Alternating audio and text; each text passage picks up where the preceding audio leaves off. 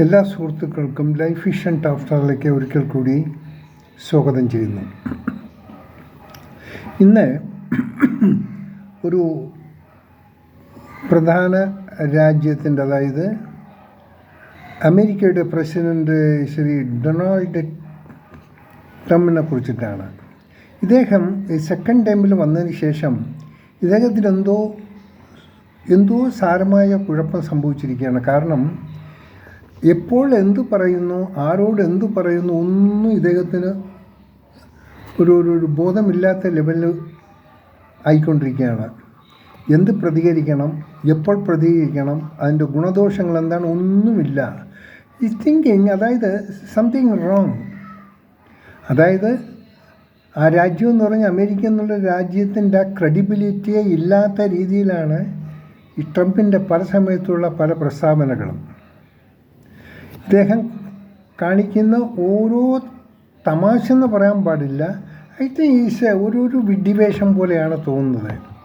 ഒരിക്കൽ ഇദ്ദേഹത്തിനെ സന്ദർശിക്കാൻ സെലൻസ്കി പോയിരുന്നു, യുക്രൈൻ പ്രസിഡൻറ്റ്. ആ what ever it may be, അങ്ങനെ ഫുൾ സൂട്ടും കോട്ടും ഇടാത്ത എന്താണെന്ന് അയാളോട് സംസാരിച്ചു. എന്തൊരു പക്വതയില്ലാത്ത സംസാരമാണ്. ഓരോ പേഴ്സണാലിറ്റി കീപ്പപ്പ് ചെയ്യേണ്ടത് അവർക്കറിയാം. അതുപോലെ തന്നെ സൗത്ത് ആഫ്രിക്കൻ പ്രസിഡൻറ്റ് ഈ ഡൊണാൾഡ് ട്രംപിനെ വിസിറ്റ് ചെയ്യാൻ വന്നപ്പോൾ അവിടെ ഒരു വീഡിയോ വെച്ചാൽ വീഡിയോ എല്ലാം കൂടെ അന്ന് മുൻകാലങ്ങളിൽ ബ്രിട്ടീഷുകാരെ കൊന്നൊടുക്കിയ കഥകൾ ആ പ്രസിഡൻറ്റിനെ കാണിക്കുകയാണ്. നിങ്ങൾ അത് ചെയ്തു, ഇത് ചെയ്തു. എന്താണ്, ഒരു അതിഥിയായിട്ട് വരുന്ന ഒരാളെ കളിയാക്കി വിടുക, അവരെ ക്രിട്ടിസൈസ്, ഇതൊക്കെയാണ് ഈ ട്രംപിൻ്റെ ഇപ്പോഴത്തെ പ്രധാന ഹോബികൾ. ഇദ്ദേഹം ഇന്ത്യയും പാകിസ്ഥാനും സിന്ദൂർ ഓപ്പറേഷന് ട്രംപിനെ ആരും വിളിച്ചില്ല. പ്രധാനമന്ത്രി മോദിയൊന്നും ട്രംപിനെ വിളിച്ച് സീസ് ഫയർ ആണ് ഇതൊന്നും പറഞ്ഞില്ല. ഇദ്ദേഹം തന്നെ അങ്ങോട്ട് പറയാണ്, ഞാൻ പറഞ്ഞു, ഇന്ത്യ കേട്ടു, സീസ് ഫയർ ആയി. അതായത് വിടുവായി തരം it's not at all shooting for ഒരു പ്രസിഡൻറ്റിൻ്റെ സ്ഥാനത്ത് നിന്ന് ചെയ്യേണ്ട പ്രഖ്യാപനങ്ങളല്ല ഈ മനുഷ്യൻ ഇപ്പോൾ കാട്ടിക്കൂട്ടുന്നത്. അത് അമേരിക്കയ്ക്ക് തന്നെ വളരെ ക്ഷീണമുണ്ടാക്കിയാണ്, നാണക്കേടാണ്. ഇനി ഇസ്രായേലും ഇറാനും ഇതിൽ കൂടുതൽ ഈ സ്ഥിതി ഉണ്ടാക്കിയത് ട്രംപ് തന്നെയാണ്.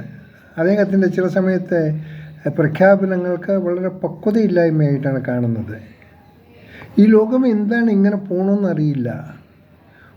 ഒരു മത നേതാവാണ്, ഒരു മതപണ്ഡിതനാണ് ഇങ്ങനെ ഖമേനി. അത് വേറൊരു കഥാപാത്രം.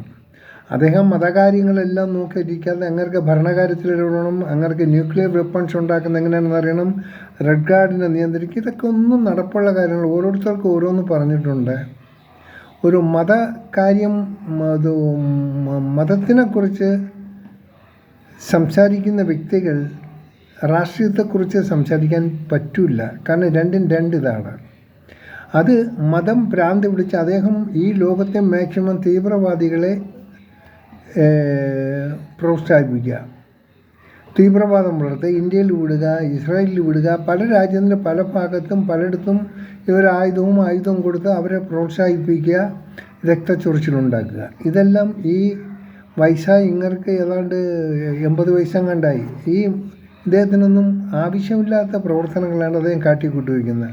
ഇറാനിൽ എന്തോ ഒരു രക്തച്ചൊരിച്ചിലുണ്ടായി. ഈ ഖമേനി തന്നെ അവരുടെ പട്ടാളക്കാരെ കൊണ്ട് ഒത്തിരി പേരെ കൊന്നടിക്കിയിട്ടുണ്ട്. അതിനൊന്നും യാതൊരു ഒബ്ജക്ഷനും ഇല്ല. ആ രാജ്യത്തെ തന്നെ തകർച്ചയിൽ നിന്ന് തകർച്ചയിലേക്ക് കൊണ്ടുപോവുകയാണ്. ഖമേനിയുടെ കഥ അതായാലും ശരി, ഡൊണാൾഡ് ട്രംപ് ആയിരുന്നാലും സെയിം ഇതൊക്കെ തന്നെയാണ് കാട്ടിക്കൂട്ടുന്നത്. പക്ഷേ ട്രംപിന് കുറച്ച് പക്വത കാണിക്കണം. ലോകത്തിലെ ഏറ്റവും നമ്പർ 1 രാജ്യമെന്ന് അവർ സ്വയം അവകാശപ്പെടുന്ന ഒരു പരിധിവരെ ശരി തന്നെയായിരിക്കാം. പക്ഷേ മറ്റുള്ള രാജ്യക്കാർ, മറ്റുള്ളവരെല്ലാം വിവരമില്ലാത്തവരാണ്, ഒന്നുമില്ലാത്തവരായി കാണുക എന്ന് പറഞ്ഞാൽ ഇറ്റ് ഈസ് ടു ബാഡ്. അതൊരുപാട് അതിൻ്റെ ആഫ്റ്റർ എഫക്റ്റ് വളരെ മോശമായിട്ട് ഭവിക്കും. സമാധാനം കാക്ഷിക്കുന്ന ലോകത്ത് പലരുണ്ട്. അതുകൊണ്ട് മാത്രമാണ് ഈ ലോകം ഇങ്ങനെ നിന്നു പോകുന്നത്. ഈ ഒരു മതപണ്ഡിതനെന്ന് പറഞ്ഞാൽ അദ്ദേഹം ഈശ്വര തത്വങ്ങളെക്കുറിച്ചാണ് പഠിപ്പിക്കുന്നത്, ഈശ്വര വിശ്വാസത്തെക്കുറിച്ചാണ് പഠിപ്പിക്കേണ്ടത്. അത് ഹിന്ദു ആയിരുന്നാലും ശരി, ക്രിസ്ത്യൻസ് ആയിരുന്നാലും ശരി, അത് മുസ്ലിമായിരുന്നാലും ശരി, ജൈനനായിരുന്നാലും ശരി, Hoover it may be, what over it may be, നല്ലത് പഠിപ്പിച്ചു കൊടുക്കുക, നല്ലത് പറയുക, ഇതൊക്കെയാണ് വേണ്ടത്.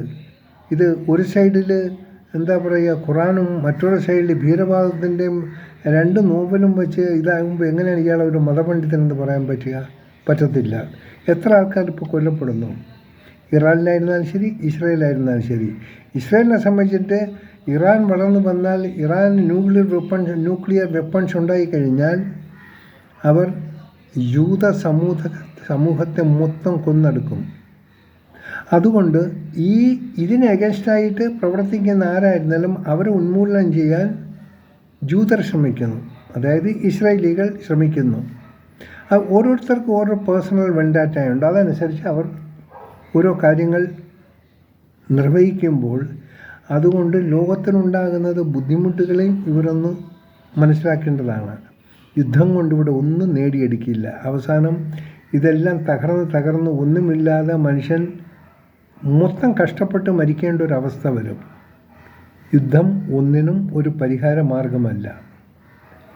ഉത്തര കൊറിയ, എന്തുകൊണ്ട് ഈ ഡൊണാൾഡ് ട്രംപ് ഉത്തര കൊറിയയെ ചൊടിപ്പിക്കുന്നില്ല?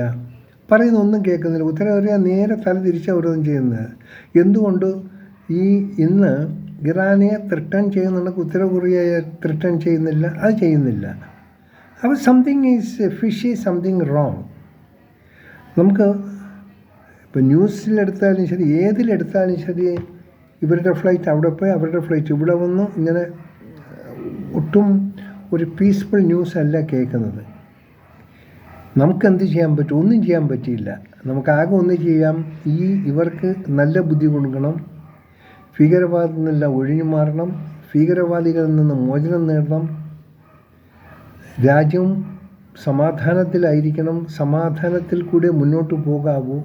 അതല്ലാതെ സ്വന്തം ജനങ്ങളെ പട്ടിണിയിട്ട്, പാകിസ്ഥാൻ്റെ കഥ തന്നെ കേൾക്കാം, സ്വന്തം ജനങ്ങളെ പട്ടിണിയിട്ട് പട്ടാളക്കാർ അവരുടെ വേഷവും കെട്ടി മക്കളെയെല്ലാം പുറത്തു കൊണ്ടാക്കി അവിടെ റീസെറ്റിൽപ്പിച്ച് അവർ നല്ല തിന്നുകൊടുത്ത് അവർ ആർഭാടമായി ജീവിക്കുന്നത്. ഇപ്പോൾ തന്നെ ഫീൽഡ് മാർഷൽ സ്വയം ഫീൽഡ് മാർഷൽ എന്ന് പറയുകയും ഇപ്പോൾ അമേരിക്കയിൽ പോയി അയാളെ തീറ്റിപ്പോയിട്ടും ചെന്ന് ട്രംപ്, ഇത് വട്ട് കേസല്ലാതെ വേറെ എന്തെങ്കിലും പറയാൻ പറ്റുമോ? ട്രംപിൻ്റെ സ്റ്റാറ്റസ് അനുസരിച്ച് ആരെയാണ് വിളിക്കുന്നത്, ആരെയാണ് ഡിന്നർ കൊടുക്കുന്നത്, ആഹാരം കൊടുക്കുന്നുള്ളൂ, ഇറ്റ്സ് നോട്ട് എ പ്രോബ്ലം.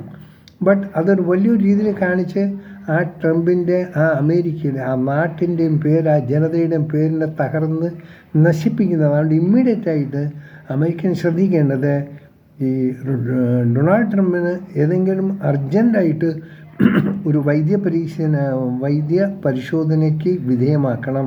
ഇദ്ദേഹത്തിന് എന്താ കുഴപ്പമെന്ന് നോക്കണം. ഈ സംതിങ് റോങ്. അദ്ദേഹത്തിൻ്റെ ഉറ്റമിത്രമായിരുന്നു, തമ്മിൽ കിടന്ന് ഫേസ് ടു ഫേസ് വാദപ്രതിവാദങ്ങൾ നടത്തിയിരുന്ന ഇലോൺ മസ്ക് എന്തൊക്കെ കാട്ടിക്കൂട്ടിയത്. ഇപ്പോൾ അത് കുറച്ച് കെട്ടടങ്ങി. അപ്പോൾ ട്രംപ് അധികാരത്തിൽ വന്ന ദിവസം മുതൽ തുടങ്ങിയതാണ് എന്തോ കാര്യമായിട്ടുള്ളൊരു പ്രശ്നം ഉണ്ടായിക്കൊണ്ടിരിക്കുകയാണ്. അത് വളരെ ശ്രദ്ധിക്കണം. Specially Americans must take care about their president, Donald Trump. If it is moving as it is, അത് വലിയൊരു കുഴപ്പത്തിലേക്ക് പോയി ചാടും. ഈ ലോകം തന്നെ കുഴപ്പത്തിലേക്ക് മാറപ്പെടും. അതുണ്ടാകാതിരിക്കട്ടെ. എല്ലാവർക്കും